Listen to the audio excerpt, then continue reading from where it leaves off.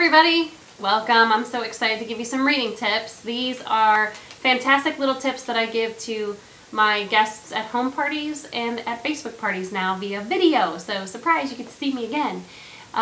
Some of the things that I'm sharing with you, most of them come from a book called The Read Aloud Handbook. It's written by Jim Trelease, and you can catch it at your library, or you can go and get one at your local bookstore. I definitely recommend it. It's a great resource to have around the house, and it's packed full of information and statistics that really open your eyes as to why it's important to read aloud to kids and what that does for your kids. Here's a couple of the tips that I wanted to recommend that come from that book.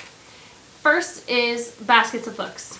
We suggest putting baskets of books anywhere that you possibly can and in random places in your house, as well as one of the best places I'll start with is in the car. I use actually a tote bag. It's a square tote bag, and it stands up all on its own, and I stock that full of books, and then in the pockets around the side I put pencils and pens and things for some of the activity books. So I keep that in there. We rotate that out every now and then with fresh new materials, but it's important, especially on long drives, to have those pieces of entertainment. That's all it is. It's a basket or box full of entertainment for those kids. And it really helps in those long car rides, trust me. I've had many occasions. Another place that we recommend when they're confined to a seat, just like the car, is in the bathroom. This is the basket that I have for our bathroom. I keep all kinds of good books in here, and we rotate these out, and most likely anytime our kids are going in there, we know they're going to be in there for a while when they ask for books, and so that's great. As long as they're reading, I'm pretty happy about that. You can also put them by the TV. Put a nice big basket of books by the TV like this. You can use baskets, bins, containers, pretty much anything that will hold some books. But putting it by the TV helps us, especially. I think that's the one that really inspires me to stop and say, you know, I should probably read them a book. Take 20 minutes out and read to them instead of turning on the TV. By the kitchen table is another great spot. There they can read instead of reading the back of the cereal box or fighting with their brother and sister again. It's really great to have those baskets. I also have them up in their rooms, near their beds, and I recommend when they get old enough to have a bedtime lamp on their bed that they can, after we have tucked them in for bed, but they can read. It allows them to do that. So just a couple places, and I really think that if you take that in itself is going to make a huge difference in your house as to how books are seen. Another tip that I wanted to give you, the second tip, is to surround your kids with books. And the baskets definitely help because it pulls them out into the open. But I also suggest putting them up like this. See how they're all propped up? Kids really choose books by the cover. It's just how it is. So the more they can see those books, the better. Keep those rotated out. And if you Google rain gutter bookshelves, Jim Trelease talks about this in his book, that it's such a great way to basically putting those covers face forward, and you can mount those to your wall.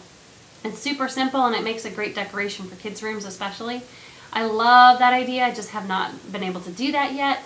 But he makes a reference in the book about Olympic skiers, and he says, you know, where do Olympic skiers come from?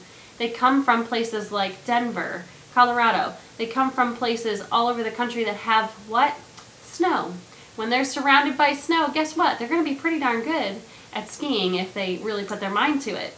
So give them that opportunity. We want you to surround your kids with books in your home so that what? They are good at reading, and they enjoy reading. That's the most important thing, that they enjoy it. And it gets harder as they get older. So the more you can enjoy it now with them, and the more that they see those books out, the habit is formed. So that is huge. The last tip that I wanted to give you is all about modeling. We model behaviors to our kids on a regular basis. You watch your children and you think, gosh, they're doing that same expression as I did. It's the same point with reading. We are their best advertising tool. If we sit down and sneak some reading time in when it's quiet, they're going to want to do the same. I find a huge difference in my kids when I read to them at night instead of letting them watch TV before bed. And I try to do that as a family. We all grab a book and we all are caught reading, and that is huge. So be caught reading. That's what we want you to do.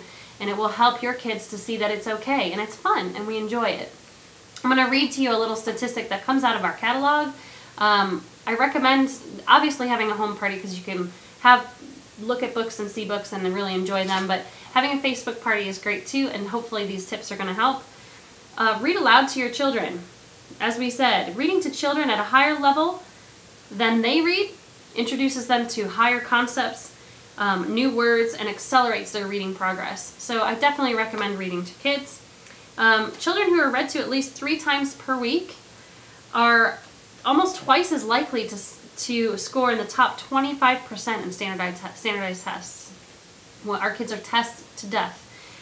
So keep reading to them because that is going to accelerate their reading. It's going to accelerate their test scores. After all, I mean, kids spend about 900 hours in school and they spend about 7,800 hours at home. So model to your kids, advertise to your kids, leave those baskets out and surround them with books in your home. It's going to make a world of difference. I hope this helps. I hope you enjoyed it, and I look forward to talking with you soon. Thanks.